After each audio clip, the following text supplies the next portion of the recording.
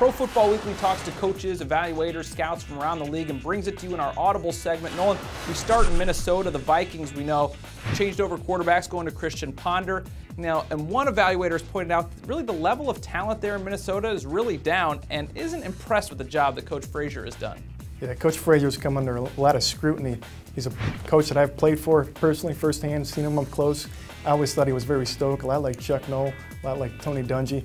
He's going to sit back, he's not going to be animated on the sidelines, he's not going to scream and get in your face, but he's going to make very good points. He's well aware of what's going on. I think the biggest problem is he just hasn't had enough talent to work with. I think the talent level has really regressed the last 2 years. E.J. Henderson, I think, has fallen off, gotten a year or two older. Look at that defensive line. Pat Williams isn't there anymore. Kevin Williams has lost a step, so I think the talent's definitely gone backwards.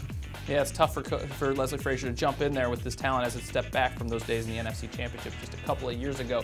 In Cincinnati, the front office there is often criticized, and deservedly so, over the years. But right now, they seem to have hit a lot more than they've missed in recent years, as one evaluator pointed out. A.J. Green and Dalton looking like pretty good draft picks, and they're also getting a lot out of Cedric Benson, who's kind of pulling the Thomas Jones and getting better with age. Yeah, Cedric Benson has looked outstanding. Last week against Indianapolis, he was hitting that hole as hard as I've ever seen him. You look at the first two picks, A.J. Green and the quarterback, Andy Dalton.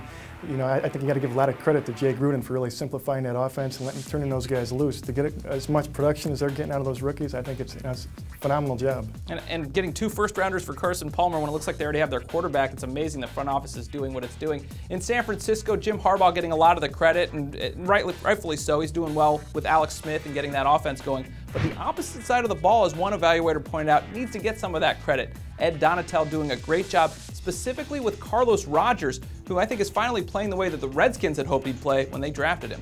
Yeah, GM Trent Baalke was in Washington when they drafted Rodgers, and he did an outstanding job bringing him to San Francisco.